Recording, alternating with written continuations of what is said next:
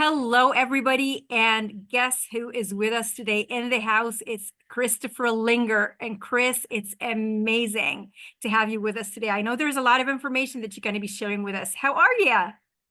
Doing well. How are you? I'm good. Thank you so much. And just in case there are some of our audiences who have not met you before, so about Chris Linger. Chris is a principal at Up Plex with his wife Maricela, and they are accredited real estate investors who have been investing in real estate since 2006. Like many of their investors, they started with a small rental portfolio. They built and self-managed their personal rental portfolio. Then they transitioned to commercial real estate.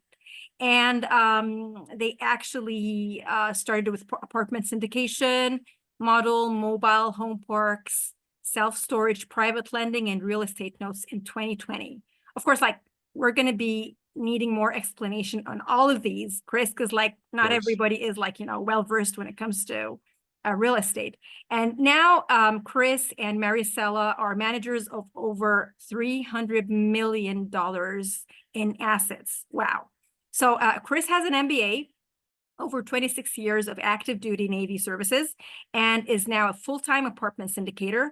As serial entrepreneurs, they own and operate a 100% veteran-owned company focused on real estate asset management, equity raising, and private money lending. In addition, they successfully joint ventured with other specialized partners to acquire self-storage facilities and mobile home parks. And their growth, they knew they couldn't do it alone. So they built their own team with virtual assistants. In 2023, they opened a virtual assistance agency to source and support their clients and virtual assistants. They hire with resources and new platform knowledge. They have also partnered with Grant Cardone and his team as 10X Business Elite Coaches. They are 10X certified to coach and consult others to grow their businesses and create sources of passive income. It does not get better. Chris, what is this about? Man, it's all about growth, whether it's our growth, our family's growth, or your family's growth. Our mission is to impact two generations deep for anybody that we do business with. And I feel like that bio kind of says a lot of it in one small package. But we're here to help and help everybody, not just ourselves, but everybody else that's interested, as well as tenants and communities that we deal with. You bet, you bet. So for people who are watching this episode and have little or no information about real estate business, how do people make real money with real estate, Chris? So we talk about three pillars when it comes to real estate investing, and you either have time, you have capital, or you have experience. And at somewhere in there, you can get away with utilizing any two of those if you have the third. Like you can work on the third on the other two, right? But if you really want to move quickly, you really want to increase your wealth sooner, you partner up with other people that fill those voids that you don't have. So if you've got money to invest, you can go into somebody else's opportunity that they have the time and the experience to work with it. And that's kind of the philosophy of what we do today. When we switch to the commercial real estate side and we're buying apartment complexes, mobile homes, and self-storage, Hmm. it's with giving an opportunity for others to grow their wealth that we're doing that. So we had enough when we built our portfolio, we built our personal portfolio about 35 apartments, but it was just us. We were kind of tapped out time wise. We couldn't manage any more than that. We had W-2 jobs and contract job at the time. And we saw that there was this other option to pull back on the, I guess I'll say day to day, like answering phone calls, taking care of service calls, whatever. We saw this opportunity to back away from that and use our experience in having done it to manage these properties. And so now we manage the property managers. So we utilize our time to do all of that. And then we utilize other people's funds to help purchase those properties because everybody's got to put a down payment on a property when you buy it. There's the only way that you can get around that is being a veteran in the US. There is a 0% option for those guys, but that's really the only option to go with no money down for the most part. So the way people make money is through appreciation and growth. The appreciation is something that happens over time. The market will change But in general, you can expect there should be significant growth over the course of 5 to 10 years, Mm. that you could potentially double your money. Usually they say a 10-year cycle, you can probably double the value of a home. We're looking at 200 and 300 unit apartment complexes, mobile home parks, and self-storage. And with those, it's a business.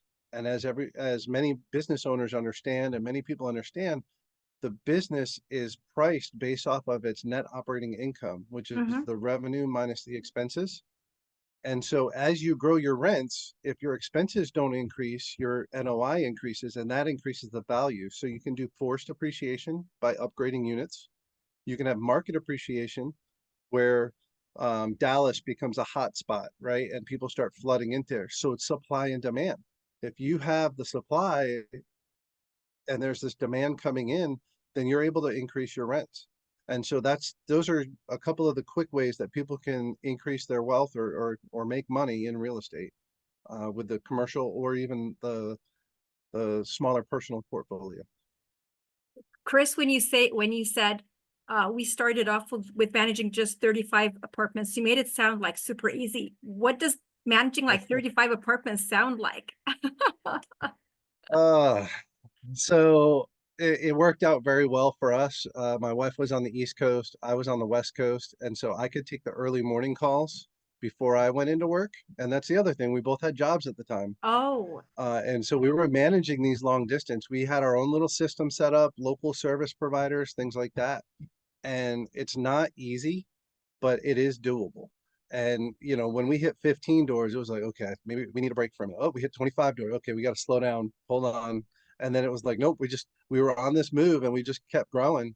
And when we hit that 35, it was the same time frame. It was during COVID, oh, and I was actually retiring from the military. So now it was going to become my full-time job. yeah, Well, we had talked about it years before about going to the syndication model and start raising capital from other people and stepping away from the day-to-day management.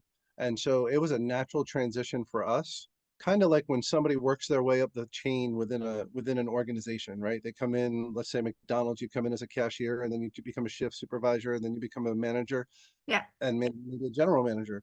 Well, you don't have to go through all those steps to be an investor. You don't Hmm. have to go through all those steps to make money in real estate. People go to college and all of a sudden they come in as a general manager, Oh, right? They skip all those other steps. So that's what we provide is experience and knowledge to help you learn that process a little bit, that you can have the opportunity to go buy your own.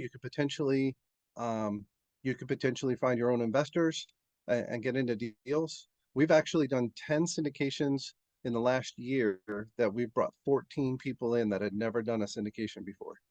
So it is completely possible that when you network with the right people and you get involved in the right ways, that you can start out as that higher level person coming in the door, as opposed to trying to figure it out yourself, make your own mistakes. Mistakes are costly. It doesn't matter whether it's time that it costs you or money, it's still costly. And the compound of getting there faster makes a huge difference in your life down the road for you and your family. yeah. You said a couple of things right here. You said when we started off, we were working full-time jobs. So that opens a Mm-hmm. door for people who are listening and watching this episode who are entrepreneurs full-time. And then, so that's manageable, obviously, from your story. But then you Absolutely. said people can jump right in and become like asset managers. And does that sound easier than it really is? Because I know like I'm managing like a few assets which are not beyond 5 assets, and that's not easy. So like you Sure. want to know if you allow people to have like real expectations of what they need to Sure. know before, what is it that they need to know before they jump in? So what I would say is a little bit of business knowledge and a little bit of real estate knowledge goes a long way, Mm, right? So experience makes all the difference in the world. And if you don't have it, like I said, borrow it from others, watch podcasts, listen to different shows that teach and educate. YouTube mm. has tons of information there. We have some on our site. I think you may even have some on yours for business wise, right? To get smarter in business. And then you work on the real estate side as well, right? Building your knowledge level. Yep. You're absolutely right. Starting off with 5, 10, 15 doors would be such a daunting task. But when you look at it from a business standpoint, you look at the revenue, you look at the expenses, you find out what your CapEx, your capital expenditures are to upgrade the property and make sure that you're able to fulfill your requirements for a mortgage. That's the essential elements of business, Oh, right? So that side of it should be fairly manageable for most of the people, I would imagine, in your viewing audience, right? They understand business very well. The real estate side of things, it does go a little more in depth. You need to know a little bit more about the market. Or do you know your neighborhood? Is that where your stuff is that you want mm, to buy, or are you going to buy something long distance? Well, if you want to buy long distance, I highly recommend you know somebody in the area, or you know that area because you lived there previously, something along those lines. I can't give all the nuggets. We do coach, we do train, yeah. we have a lot of stuff on our YouTube that will help people walk through that initial understanding. Of how to run an asset, how to gain some knowledge in it, avoid the mistakes that we made along the way. My wife had a property that she bought two of them, actually, two quadplexes. Um, I want to say that it was 2 years before she actually walked through all of those units. She had bought them Whoa. sight unseen. She had good staff on board, people in the area. She just wasn't back there in time to go look at it before she purchased it. And then there were tenants in those units. So we just had good people, service providers that were able to help us along the way. You can do it yourself, you can do it with staff, or you can do it with a team that's going to run it and let you continue to focus on your corporate world. When you say long distance, you said like Maricela at a point she had to go like after 2 years. Can you actually manage a long distance asset, real estate asset without going ever at all if you have somebody reliable at the other side? As long Or as you have somebody reliable on the other end, yeah, absolutely. And if well, you're talking that's good news. service providers, yeah, if you're talking service providers, we always recommended to have two or three, just because Mm, somebody may not be available at some point, right? But if mm, you're talking a business partner, that should be part of the reason that they're on the team. yeah, So they're on the team to be the boots on the ground, to be the local on person. location. So they need to be showing up. They need to show up every so often. You guys come to terms on how that is. You provide, they get some equity share because of what they're doing. And for us, we want everybody to have money in the opportunity as well, if we're Of part of course. the active management. And that way everybody's got some buy-in for that property to do well. Amazing. All right. So for somebody who does not know the alphabets of what does real estate streams of income involve? What are the streams of income when you are in real estates, Chris? Sure. Let's see. So different streams of income can also be considered different classes Hmm? of assets. Yep. So the multifamily gives us a great opportunity with tax benefits. It's got a lot of things that are involved in that building that in the US anyways, we're able to write a lot of those things off as they depreciate. And we Wow. can also do right now, we can do what's called a cost segregation. And that pulls the first 15 years worth of depreciation in that building forward to year one. So anything that depreciates the first 15 years can come forward to year one. It can be a write-off to your taxes Wow. for any passive income that you have. All states in So US. this is for your federal income taxes, Okay. which for many people, high income earners, we would consider them 30 to 35, maybe 40% taxed, Hmm. right? So a third of the money that you make, you can actually keep from your passive investments. Wow. Now, for us, we're what's called a real estate professional. And so not only can we subtract from our passive investments like the the multifamily, the mobile home parks and storage that we put our money into, that becomes a passive investment once it's in there. We work and our time is what provides us the other income for that property, and that's considered active income. But as a real estate professional, we can write off all of the income. So as Wow. long and to meet that, you can always look at irs.gov to look up the real estate professional status.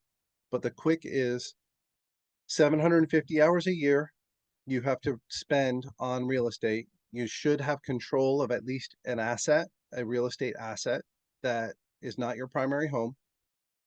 And some CPAs are uncomfortable with just meeting the 750 hours. They want you to have more hours in real estate than you Mhm. have in any other occupation.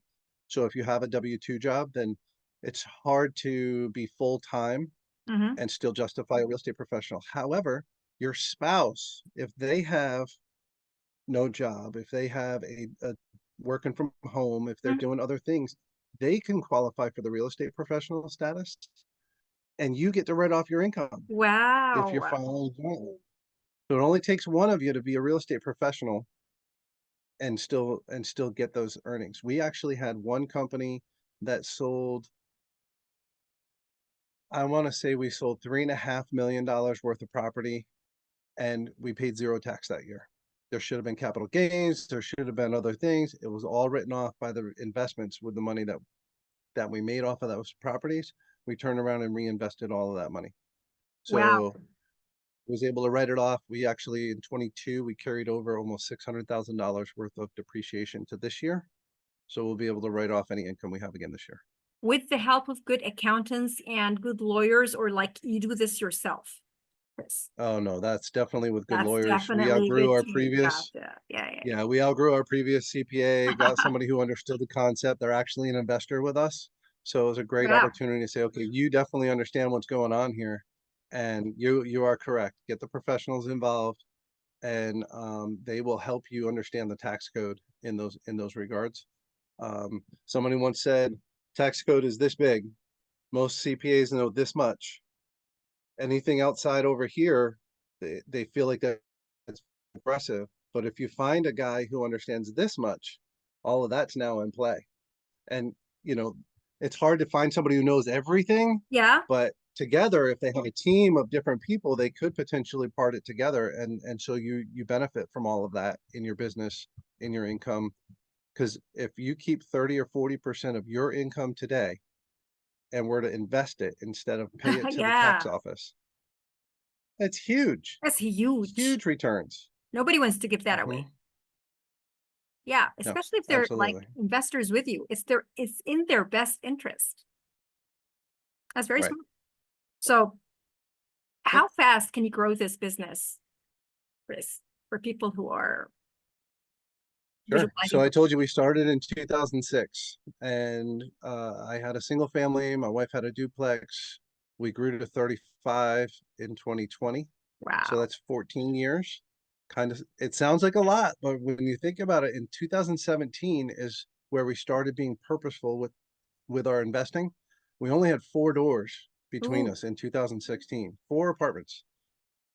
And low and slow is what I call that period, right? Low and slow. We didn't know what we were doing. All of a sudden, we found out more about real estate.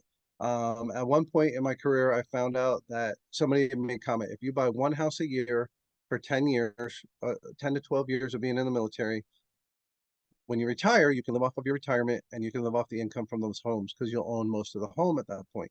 Mm, They weren't wrong. I don't think they were wrong, but they were definitely like, you can live comfortably. You yeah. can probably manage your bills and live comfortably. If you want to help others, if you want to help your family, you want to leave something for your kids or your grandkids, Mm, then you need to figure out how to move faster. And faster. so for us, the way to move quicker was to involve ourselves with other people who have been doing this for a while. We invested in 8 months, we invested in 9 people's opportunities to invest Wow. so that we could learn the investor side. I want to know, what do my people want to know when we have our own deal, our own opportunity? What do they want to know from us on a monthly or weekly or yearly basis? What do we need to report out to everybody? And when you're first coming in, again, you don't have that experience to know that side of it. When we were doing our own portfolio, it was just us. So we could see the bank accounts every day. We Mm-hmm. could see what's going on. But your investors are blind to that. So we make sure that we put out monthly reports to them. So you had asked, how do they grow quickly? And what I would say is networking makes a huge difference in your growth, because among other things, you think differently when you're around other people who are Yeah. trying to do the same thing as you. And then taking action on what you learn, whether it's buying something yourself, go out and underwrite something, figure out whether it works or not and go buy it.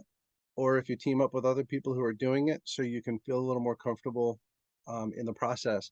We know people that'll do 2 or 3 deals with teams, and then Mm-hmm. they'll go off and start doing their own because they feel Yeah. like they were comfortable.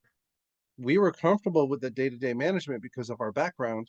And the first one that we actually bought, so The first multifamily that we bought with partners was from networking. We told them what Okay. we could do, what we could offer. One of them, we were the boots on the ground locally for that. So it made a huge difference because none of the rest of them were within 2 to 3 hours. And when we found our own deal, we were able to be the experienced people on the opportunity. We were able to put the team together to make it work. We found our own boots on the ground person because it was 3, 4 hours away from us. Mm, So, network is huge. And then the understanding side of it, it comes with be, being around and being in the circle with people, and gaining that knowledge from, like I said, podcasts, YouTubes, and other things, where you can pick it up. Finding mentorship, finding a coach. We have helped people find that first deal. We have underwritten deals for people that we're not involved in, hmm and said, here's your underwriting. Here's where you can change things if you want and make it better. Whether it works out or not is not up to us. mm. And then we've also helped people capital raise that have never done it before. We've helped walk them through the processes, set up their systems, things like that. So there's lots of different avenues out there for people to move quickly. They just have to be willing to, when you're looking to increase that time from entry to success, Hmm. there's got to be something in there to make that happen. You can't just follow your own path the whole way. You need some help. How do you choose the right people? I would say consistency of message, consistency of showing up. Do you feel comfortable? Did you build some trust with them? Um, I would say that finding the right team is more than just a single podcast. It's more than just a single networking event. You need to spend some time with those people, see them in person, get to know them a little bit, to build that trust. And then you can feel comfortable moving forward in that direction.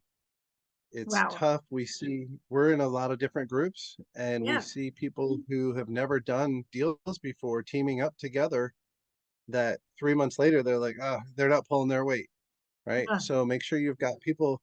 When we look to build a team, we look to fill those gaps. Mm-hmm. And we can run a syndication ourselves, but we don't want to. We don't want to take it on all ourselves. We Yeah, want extra people in there to take on some of the workload, to take on some of the responsibilities, and then together we can grow everybody. exactly.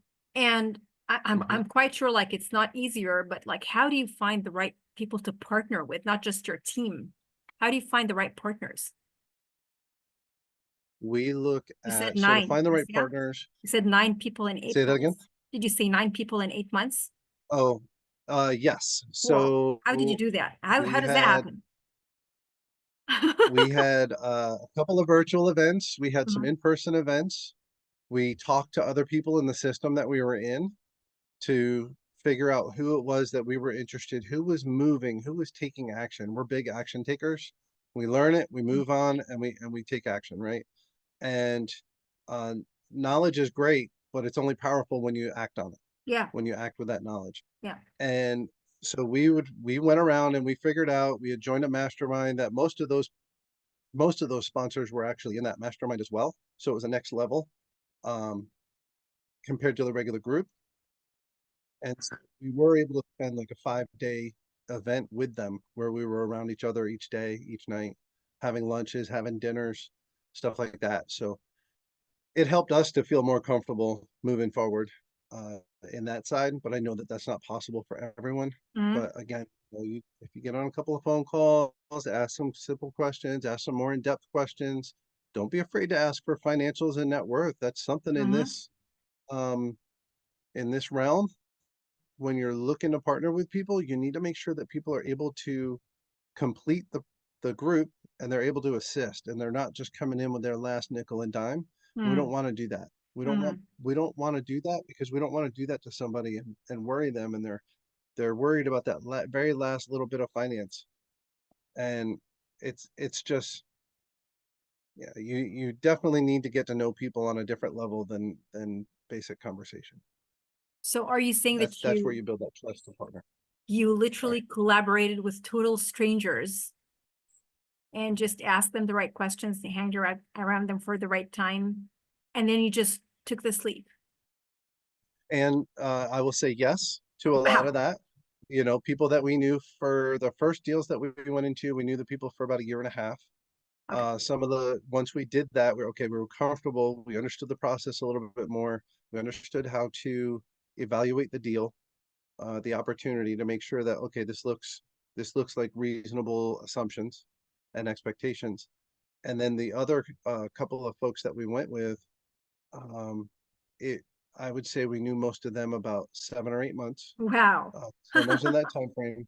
But like I said, we did these 4 and 5 day events with them where it was more like an intense, I won't say intense dating, but it was more like you were able to see exactly how things are going. We talked about our strengths, our weaknesses. We were very vulnerable during that time frame and had deeper conversations that you understood not just the family side of people, but their business side and their Yeah. business sense. And what is it that they can do? How do they perform over time? You know, granted, we probably could have asked for financials for some of the previous projects and things like that to see how those are actually performing. Now we always ask for, we often will ask for their original offering to people. Mm-hmm. We want to see what they were projecting, and we want to see your current finances so that we can see how your deals are performing based off of what you thought they were going to do. And right now is a very difficult time with the interest rates and um, some of the insurance costs have skyrocketed in some of the higher in some of the better areas to pick up multifamily. And so those things we kind of take some of that into play as we try to make that decision now today. But it doesn't scare us away either because we Yeah. know that there's something bigger on the other side, right? There's definitely something bigger on the other side. Yeah. Yeah. Uh, for somebody who has not started this or somebody who's still starting about to start this business, what does the initial investment, taking everything that you just said right now, partnering with new Mhm. people, sharing experiences and all of this market changes, what is an initial investment that they need to be thinking about? How much will they be putting how much Sure. would you advise them to put as an initial investment, Chris? So with our syndications, with the group buying model, normally you'll see somewhere around a $50,000 minimum investment. A lot of people will be like, well, I'm just going to go buy my own single family home. And if Mm. you think about Oh, what the cost is for a single family home or a duplex today, you're going to put $250,000 into buying something as a down payment. So that's 5 investments that you could go into, have no time utilized, right? And a lot of people are already working hard. They're spending all their hours. They want to spend more time with family. And so the opportunities that come out, I would say, don't put all your money into one investment. Like, you know, some people have 500 to $1 million available and they're like, here, just take it all. Spread it out across a couple of different mm-hmm. ones at a smaller amount. Yes, they'll have different returns, they'll have different people managing, but it gives you more comfort that if one deal goes bad, because every investment opportunity has risk. There's no getting around that. Whether it's the stock market, real Absolutely. estate, there's risk. So I do want to be open about that with people. And if you diversify your risk, you're diversifying across asset classes and opportunities. And that's part of why we focus on multifamily. We have partners for the mobile homes and the self-storage Mm-hmm. that those have nice cash flow. So if you're looking for cash flow as opposed to quicker rent growth and quicker wealth building, Mm-hmm. the mobile home parks that we go into, oftentimes they'll have like a 10% annual cash on cash return of your investment, but it's a 10-year holding period before they'll double or triple your money. Usually it's triple Wow. your money in years. And but multifamily, we can often double your money in 5 years, but they have different tax benefits, right? So it's a Mm. big, we work it all together. And you were talking about how much to invest. Like I said, 50,000 is usually the minimum investment into any opportunity. And then if it's a very expensive place, like let's say $100 million or $80 million purchase, those they may go to 100 or more for that initial investment. So, Wow. but yeah, there's opportunities. You're going to invest time. If you invest your money into a single family, you're also investing your time. So, and that's the big difference for a lot of people. They don't have that time, but they have that cash available. So it depends on what they have to offer versus what they need from this investment. And is this how you Mhm. help people? actually understand what kind of investment they need to make, Chris? We How do you do help actually. people? How do you help people when it comes to starting on the right Well, foot? so there are so many different ways in real estate to make money. As you mentioned earlier, we've got real estate, we've got notes. So we hold mortgages on different properties. Every month we get paid like clockwork. Every month Yeah, we're getting yeah, paid. yeah. Lovely. There's no involvement, but your money is locked up for whatever the time frame is on that mortgage. But it's consistent payment, right? There's no upside. There's no sale that's going to give you a bigger turnaround, but you have a nice cash flow.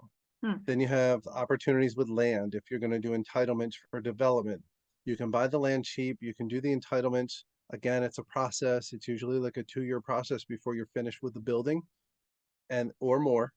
And then oftentimes they'll sell the building and you'll make 2 or 3 times, but there's no cash flow. So Mm. that's a nice twist. If you want to balance the two, you can go into both of those.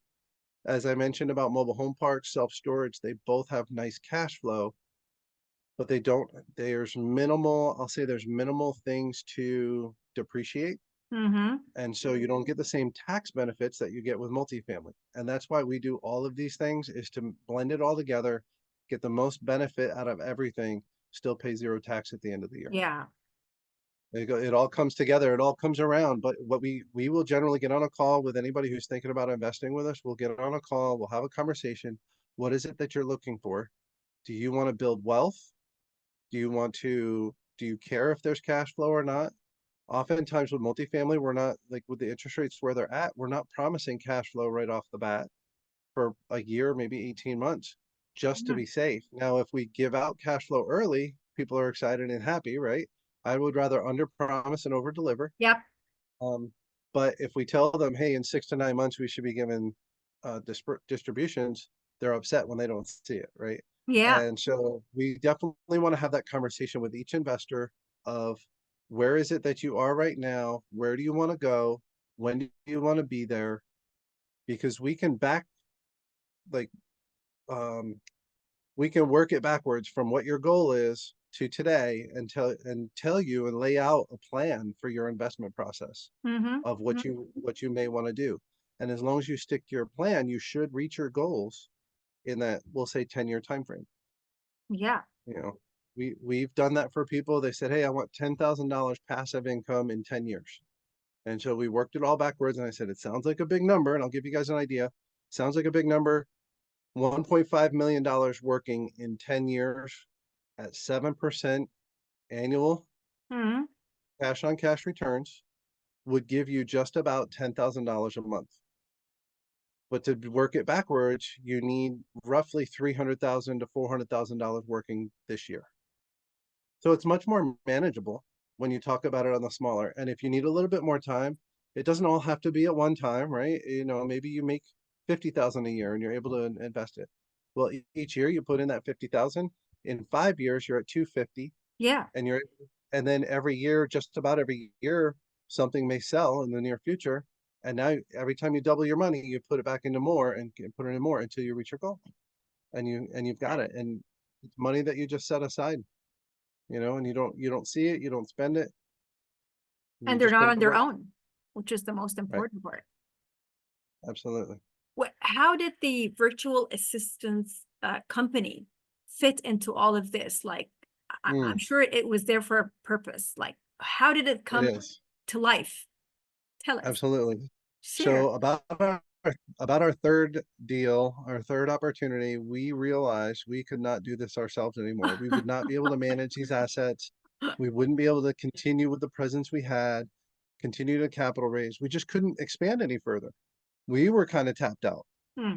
And at the same time, we were also selling off some of our portfolio. So we had other things as well going on. But so we started hiring virtual assistants, and we got two initially, and we brought on somebody stateside also to help manage. And then about 3 months later, we hired two more. And Mm-hmm. within 30 days, we were able to close 3 deals, 3 opportunities, because we didn't have to focus on the back office. We didn't have to take our time off the non-revenue generating items.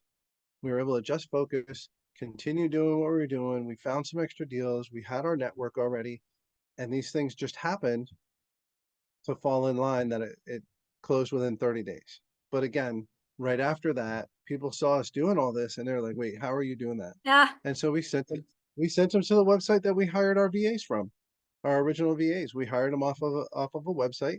And yeah, you can go look it up and see what's going on and, you know, go from there. And Mm-hmm. then we realized not everybody's at the same level. My wife, I call her a master delegator.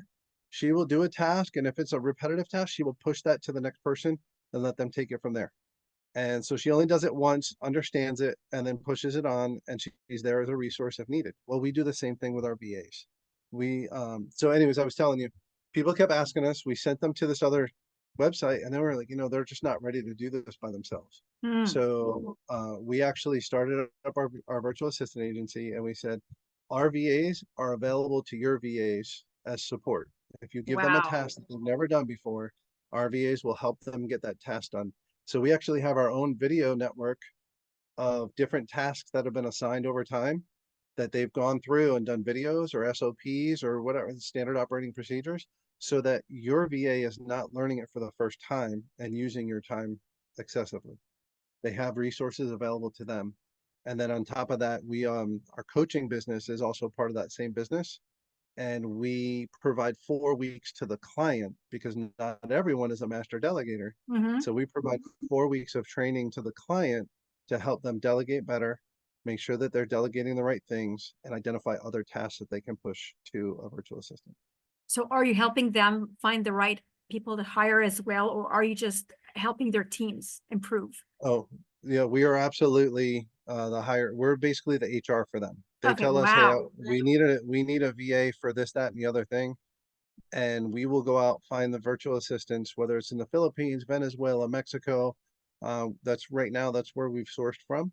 Mm-hmm. And we will find those VAs. We interview them, usually present 2 or 3 to the client, let them make a choice. We give them 10 days to make a decision of if they like that person or not. Hey, we'll Mm-hmm. give you somebody else. Wow. All they're doing is paying for their time at that moment. And then after their 10 days of trial period is where we will do the final billing, get the onboarding fees and all that stuff involved. But we're still there. Maricela or myself are on the calls once a week with the client. And we're usually on a call at least once a week. If we otherwise, once they become a little more stable, the VA can do a recording of their tracker Wow. and their progress so that we can review it and give feedback as needed. That's amazing. And that just like that kind of business sort of grew in the middle of your other business. It almost came out of nowhere, right? Oh my God. We signed up for the 10X licensee program, the business coaching program, August of 22. Yeah. We certified in March. Yeah. And as we were coming up on the certification for that is where it was January is when we officially started that business. We actually held off for an extra month and a half so that we didn't have to pay taxes in 23. We held off on actually forming that business officially in January 23. And it's we were just at a 10X event and I totaled everything up. We have about 250 to 275 in revenue this year. Wow. Wow. So That's as a part-time job, amazing. It's amazing. Yeah. So That's just like, we're putting our money where our mouth is. We're doing the work just like our clients. We're helping them through their businesses, trying to grow it. And I know some people are like, man, I want $1 million in revenue. We've seen $1 million valuations. It's a little bit, it's less than that when you're talking about revenue, it's going to be less than the valuation. So we're very pleased with where we're at the moment. We do hope to continue to grow higher. We love the 10X community and we love setting those 10X goals. So yeah, we're trying to hit the $1 million in revenue. We would love to be able to do some more with people and help more people be able to grow their business. Cause a lot of times the VA, people that are looking for a VA, they really needed it 6 months ago or more. yeah. And, they just couldn't afford an assistant. Well, and they didn't know where to find it. And so we find them, source them, bring them back to you and we'll help grow you together. And it's not just like Way better. finding them, it's equipping them. And that's also like super important. It's not like if you find a good VA, that means that they will do the job. It's what you do in helping them. It's super important. Absolutely. So, Absolutely. so like every time you mention Maricela and like the role that she's been doing all throughout, makes me curious. I want to ask you, does working with your spouse make it easier for the both of you, or how do things roll? I mean, just give me an idea. Oh, working with your Oh, spouse, it is definitely a different dynamic than working with anybody else. what does it take You know, for it to work? you know what? It takes a lot of grace on both sides. Nobody's perfect. We work well together. We understand that we have a mission, we have a goal that we want to attain, and we're willing to support each other throughout. And that's really what it comes down to, supporting each other. She will do a lot of the calls with the virtual assistants and the clients. And here I am in the background helping support in other ways, whether it's working on the acquisitions and the asset management of the real estate side. But in the overall, it is supporting your spouse, whether you're actually working in the business or not. Even if you're not working in the business, you can Mm, still support them throughout. You don't have to agree. You don't have to agree with them going out of the office every day, out of the house every day. But if you support them, it makes all the difference in the world in how they view not only you and the family, but they also view their job within growing their own business or doing the work that they do. Um, it's never perfect.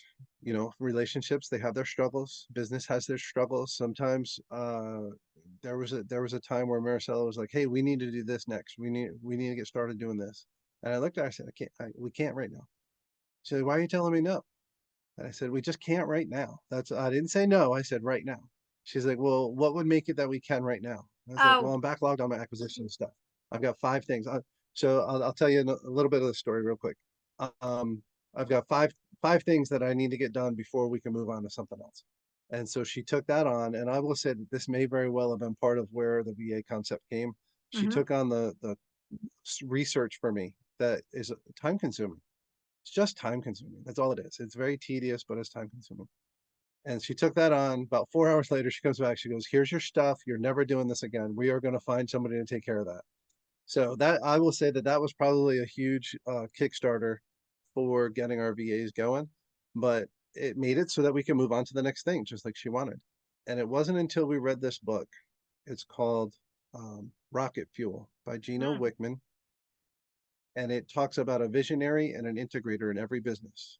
And the successful businesses, you can have two visionaries together and they will have great ideas and they will move on from idea to idea and do a wonderful job for a while, but there's no foundation, there's no yeah. background. But if you bring a visionary and an integrator together, the visionary will pull the business forward. The integrator will help push it and keep that foundation strong. And they really take off like rocket fuel. That's the essential premise, but it's a really good book for anybody who's trying to figure out how to work with a team. You can have the wrong visionary and integrator together and they do a couple of good things, but they just kind of fizzle out, Mm. right? It's got to be just right. And so we found when we read that book, we both understood our roles. She's the visionary, I'm the integrator, and Wow. we kind of, I won't say diversified, but we definitely branched our tasks. And that's another one for couples, having assigned tasks. This is your area of responsibility. This is my area of responsibility. Stay in your own lane as much as you can. If you need to cross over, make sure to have a conversation about it, Mm. because things get missed when there's no assigned role, no assigned task. Things get missed very easily because you think, oh, well, you took care of it last time. Yeah, but you took care of it last time before that. Oh, So it can be a struggle, but does it have to we be figured it written? that way. Does it have to be It written? I don't think so. We don't have them written down as far as here's your definite tasks, but we do understand that, hey, this is where you're better and this is where I'm better at those particular items.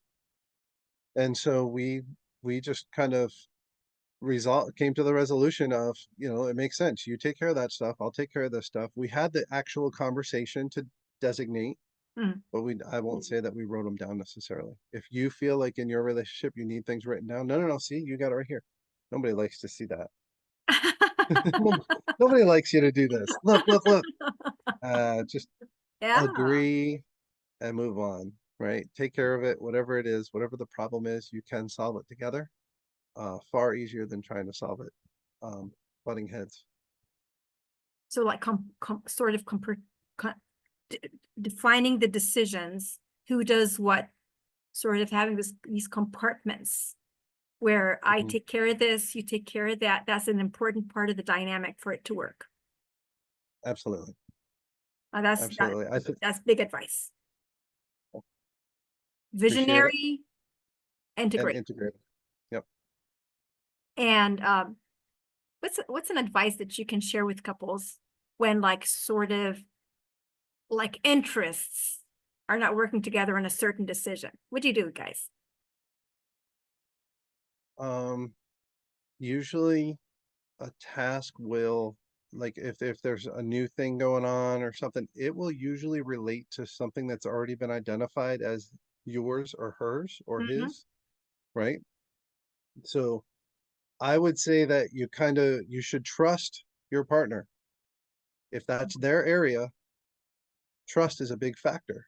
And so trust that they have the best idea, the best intentions with the business and the best intentions in that plan. There's nothing wrong with asking them for what their train of thought, asking, we think very differently from each other. And so sometimes it just comes down to the communication side of things. Ask questions, try to find out a little bit more, get understanding rather than um, arguing or fighting the concept. So, okay, why do you feel that that looks like the best option, right, to move forward when you're having that, you're not there, right? You're not bought into it. You know, I will say that some of our training has told us the first person who has to buy into an idea or a concept Mm-hmm. is the one that's presenting the concept. So if they're not fully sold on it, how are they going to sell you or sell the other person? But you want to get sold on it, like you want to do that. So help me understand how we can make that work. I think That takes zero ego. That takes yeah, kind of wanting to have this learner mentality every time. absolutely. That's not easy. Not everybody can do this, Chris. I Really? grew up in the military. I had all this time in the military, and I had to swallow my pride more than once to help somebody identify what it is. Like I could see the track, but they weren't seeing it. Mm, And sometimes it's through your point of view and your questions that you ask that they realize, oh, hey, wait a minute, maybe we could do this instead, or maybe this works better, mm. right? So those are different possibilities. I don't know how to explain that. You're absolutely right. It is not easy to swallow your pride and ask certain questions, but if your interests are the betterment of the couple, the betterment of the business, then you need to be able to do that. Yeah. You need, Especially when you're a coach. So, yep, yeah. absolutely. So, uh, what do you envision for yourself and your family, Chris, as a reward to your dedication to your business? As I mentioned earlier, we want to impact two generations deep for anybody that we are working with. And that, for me, that includes my family. Mm-hmm. Wow. We definitely want to leave a legacy for them to be able to better or be better, to break out of um, the lifestyle that we thought was where we were, growing up, middle class, lower middle class, wherever. You don't have to stay there. And it really does for the family, our granddaughter, she was born October of 2020, and I Wow. was her nanny from 6 weeks to 6 months. I was her nanny for 13 Oh months, my for God. 13 hours a day, excuse me. And we have this amazing bond that I can walk in the door. It doesn't matter how long we've been gone. And she just comes running right up. There's no warm up period. She's 3 now. And but she is already invested in 3 assets with us. Oh my And God, so that's beautiful. yeah, we would love for her to be able to explain by the time she's 10, be able to explain how she grew her money. Because it's her money. She worked for that money. She's on our Facebook. She's on our Instagram. we do different modeling, right? We're paying her for modeling fees basically at this point. And later she'll learn how to do some underwriting. She'll learn other things. So we're trying to teach them skills and tasks that will help them in the future as well. But the long term, we would love to be able to provide something to our families that they thought was unattainable. That it can change not only their lives, but it'll change ancestors. Wait, That's what I love. are you saying you're already exposing her to a different kind of education? We are. She's only 3, so it's a little early yet to gain the concepts, but it's never too early to talk about them. So we're always talking about them. She sits in on some of our calls. She'll be sitting right next to us, banging away on her own computer, her little play computer or whatever. But so she understands what's going on, and Oh, yeah, we have yeah, we look forward to the day when she's able to have those conversations on a different level. It's just amazing watching the growth. We love the fact that, like, when I told mom and dad, hey, we're investing her money into this asset, and in 5 to 10 years, 5 years for that one, I think it was, it should double. And it was like the second time that happened, the dad was like, wait a minute, by the time she's 18, she's gonna be a millionaire. We were like, that's kind of the goal, buddy. wow. Like, so yeah, it's we love the concept. It's not the first time we've heard of it from, we didn't come up with that, somebody else did. And, we love the concept, and we really want them to understand it, hopefully be able to continue it. And that's kind of where we're at. Do you plan to actually give her this kind of progressively, developing kind of education so that she's going to be able to handle that? Now she's already on a different track than most of the other people who are thinking average. So Sure. what's your plan? What you plan to do? You know what? When we first started the real estate side, Yeah. a lot of family was naysayers. Oh, that's crazy. Oh, you shouldn't have that many debt. You shouldn't have that much debt. You shouldn't have that many mortgages. Nobody needs that kind of stuff. And I'm happy to say that probably about 6 months ago, the granddaughter's mom, our middle daughter, actually started working for us. And Ah. that was one of those twists that we're just like, we're on the right track. We've got somebody thinking that maybe there's something else to this, right? Maybe there's something more to this. So she may be heading up another division for us in the future, but for right now, we're just slowly trickling the information, help her understand a little bit better. She's helping with some task stuff. And yeah, so we really do expect the grandbabies to excel at this because they're getting even more exposure with mom being here. They get more exposure than just us coming in every so often. Wow, it becomes their like everyday, conversations. It's just Hmm. learning as they go throughout the day, right? Absolutely. It's like life, life coaching becomes part of their like life coaching. Yeah. It's all about who you're around, whether you're a kid or an adult. It's Exactly. all about who you're around. What are the conversations that you're having? What conversations are you being around?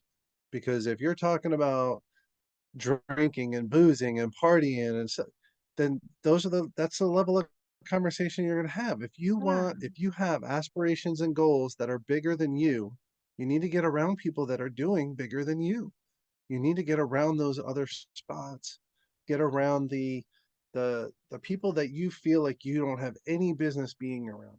Mm-hmm. Those are the people that are going to help bring you to a next level.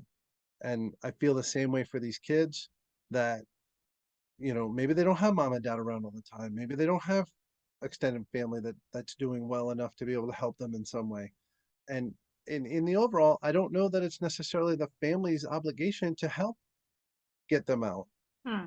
I feel like it takes action and decision on the side of either the person or the family to say, you know what, I want better. Take Hmm. the action, reach out, have the conversations, get involved. That's when things start to happen for you. Wow, that's so exciting.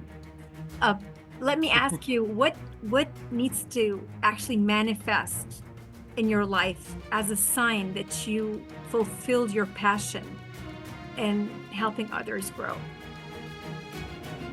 I mentioned it earlier. being in the military, we always had a mentor. We always had people that we were supposed to work with to help us excel. When I got my MBA, one of the projects that I had, we were having comments in our string, and I made a comment that for me, the measurement of success is when one of my mentees passes me, whether it's in rank, whether it's net worth, what they're doing in life.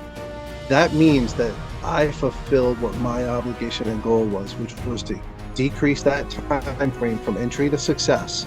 And if they passed me, good for you. Good for you.